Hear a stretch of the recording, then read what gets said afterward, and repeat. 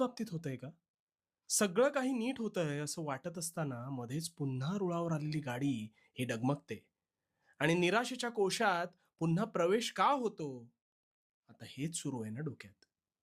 आता ह्यातून तुला बाहेर काढतो, पण शांतपणे ऐक. आयुष्य म्हणजे चढ आणि उतार यांचा संगम असतो. तुला कधी दुःखाची झळ बसली असेल अथवा बसत असेल, तर ती सोसावी लागते.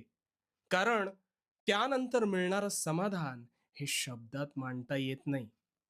दुःख हे तुला अनेक गोष्टी शिकवते. तुला कणखर आणि संयमी बनवते.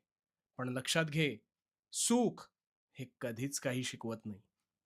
ते दुःखानंतर बहरणारं इंद्रधनुष्यच असतं. आता इंद्रधनुष्य नेहमी दिसतं का आपल्याला? नाही ना. आणि दिसलं असतं तर त्याचं अप्रूप राहिलं असतं का? तसंच सुखाचं आहे.